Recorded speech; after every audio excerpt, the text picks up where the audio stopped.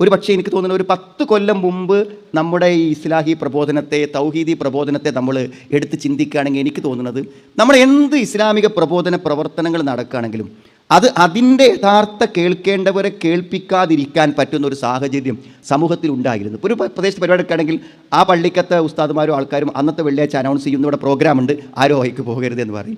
ചിലപ്പോൾ എന്ത് ചെയ്യും, പള്ളി കമ്മിറ്റിക്കാർ ഇറങ്ങി പുറത്തു വന്ന് നിൽക്കും. ആരെങ്കിലും പരിപാടിക്ക് പോകുന്നുണ്ടെങ്കിൽ അവനെ ഭീഷണിപ്പെടുത്താനും മയ്യത്തുകാരെ വിലക്കാനും ഒക്കെ, അങ്ങനെയൊക്കെ ആയിരുന്നു ഈ കാലം വരെ ഉണ്ടായിരുന്നത്. എന്നപ്പോൾ ഇന്ന് നിങ്ങൾ ആലോചിച്ച് നോക്കൂ, നിങ്ങൾ ഇന്ന് ഇതുവരെ നമ്മൾ ഈ പ്രോഗ്രാം തുടങ്ങുന്നത് വരെ പീസ് റേഡിയോൻ്റെ പരസ്യമാണ് ഇവിടെ ഓടിക്കൊണ്ടിരുന്നത്.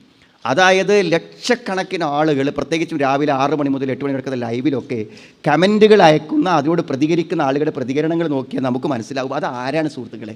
ഈ നാട്ടിലെ സാധാരണക്കാരായ നിരവധി ആളുകൾ ഇന്ന് നമ്മുടെ ശ്രോതാക്കളാണെന്നുള്ളത് ഞാൻ പറയാം. ഇപ്പം നമ്മുടെ പള്ളികളൊക്കെ നടക്കുന്ന ഖുത്തുബ റെക്കോർഡ് ചെയ്ത് പുറത്ത് വിട്ട് കഴിഞ്ഞാൽ ഏറ്റവും പലതും നമ്മൾ നോക്കിയാൽ അടുത്ത വെള്ളിയാഴ്ചത്തെ ഖുത്തുബ പുതിയത് വരുമ്പോഴേക്കും ഒരു 10,000 ആളുകളെങ്കിലും എന്ത് ചെയ്യും, ഈ ഖുത്തുബ വെള്ളിയാഴ്ചത്തെ ഖുത്തുബ അവർ കേട്ടിട്ടുണ്ടായിരിക്കും.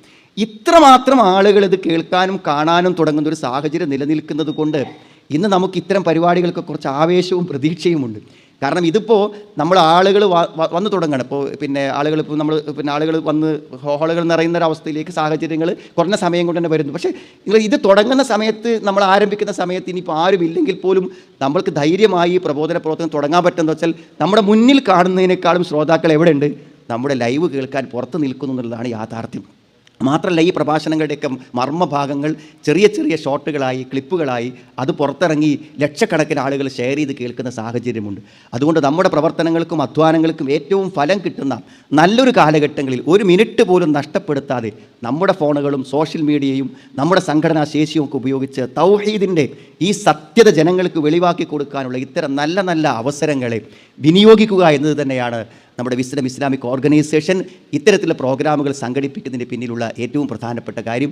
ഇതിനെ എല്ലാ അർത്ഥത്തിലും സഹായിച്ചും ഈ പ്രഭാഷണങ്ങൾ മറ്റുള്ളവർക്ക് എത്തിച്ചു കൊടുത്തും ആളുകളെ ഇത്തരം പരിപാടിയിൽ പങ്കെടുപ്പിച്ചുകൊണ്ടും ഈ ദീനീ പ്രബോധന പ്രവർത്തനങ്ങളിൽ നമ്മളെല്ലാവരും സജീവമായി ഉണ്ടാകണമെന്നും, ആളുകൾക്ക് ഒരാൾക്ക് ഹിദായത്ത് കിട്ടിയാൽ അത് ഈ ലോകത്ത് നേടാവുന്ന ഏറ്റവും വലിയ സമ്പാദ്യമാണെന്ന്.